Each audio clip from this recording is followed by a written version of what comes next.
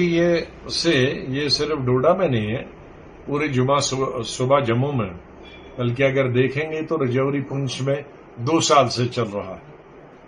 और अभी 1-2 महीने से, चाहे वो रजौरी पुंछ हो, चाहे वो कठुआ हो, सांबा हो, चाहे वो डोडा हो, चिनाब वैली के दूसरे हिस्से हों, उन तमाम जगहों पे होता है। और अभी 1-2 दिन से तो अभी कश्मीर में भी शुरू हो गया, जैसे कल ही हुआ था, और कुछ दिन पहले भी, 1 हफ्ता पहले कुपवाड़ा डिस्ट्रिक्ट में हुआ।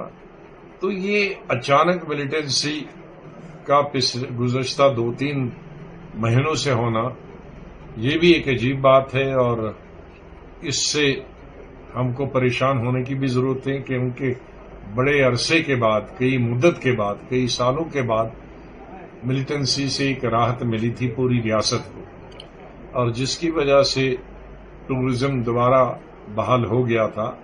टूरिस्ट अब दूर दराज इलाकों में जाना शुरू हो गए थे। तो इस बढ़ती हुई मिलिटेंसी से हमारा फिर दोबारा नुकसान होगा।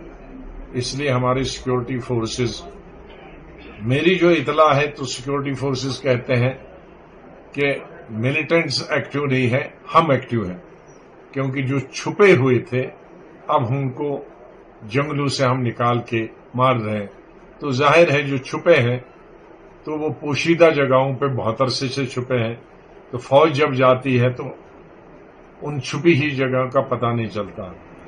लेकिन अगर ये हकीकत है जैसा गवर्नमेंट का कहना है कि हम बिल्कुल जंगल भी, पहले हमने शहर साफ किए, गांव साफ किए, अब हम जंगलात में जहां ये छुपे हैं वहां भी साफ कर रहे हैं मिलिटेंट्स को, तो फिर ये एक खुशामदीद चीज है।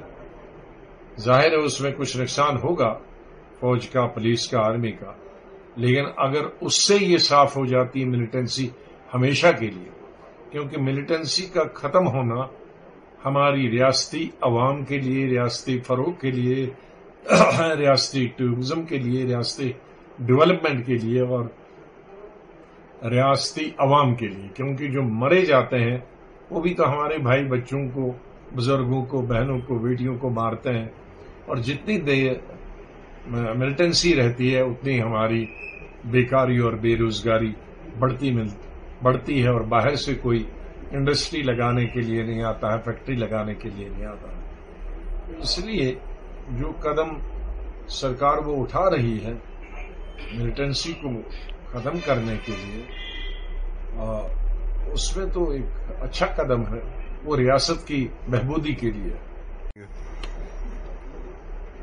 अब पड़ोसी मुल्क उसको समझना चाहिए कि इस वक्त उनकी ताकत हिंदुस्तान के मुकाबले में 0 है। पाकिस्तान जब मजबूत था उसके बाद भी पाकिस्तान के 2 टुकड़े हुए, उसके बाद भी हर लड़ाई पाकिस्तान हार गया। और आज मेरे ख्याल में पाकिस्तान सबसे कमजोर है, सियासी तौर पर भी, पॉलिटिकली भी, आपसी लड़ाई में भी, लीडरशिप की लड़ाई में भी। जीतता एक पार्टी है और हुकूमत दूसरी पार्टी बनाती है। और इक्तिसादी पॉलिसी, किस तरह से कुछ महीने पहले तक लड़ाई होती थी, दूध पर लड़ाई, खाने पर लड़ाई, चावल पर लड़ाई, चीनी पे लड़ाई। तो ऐसे हालात में पाकिस्तान को चाहिए कि अपने मुल्क की तरफ ध्यान दे, मुल्क के लोगों की तरफ ध्यान दे, मुल्क की माशी हालात की तरफ ध्यान दे। उनके वहां ज्यादा से ज्यादा अनाज पैदा हो, ज्यादा से ज्यादा तेल पैदा हो, दूध पैदा हो। लोगों की बहबूदी के लिए सोचना चाहिए, बजाय कि इधर जम्मू कश्मीर में मिलिटेंट भेजने से हमारा भी नुकसान, कश्मीर का, और अपना भी नुकसान करते हैं।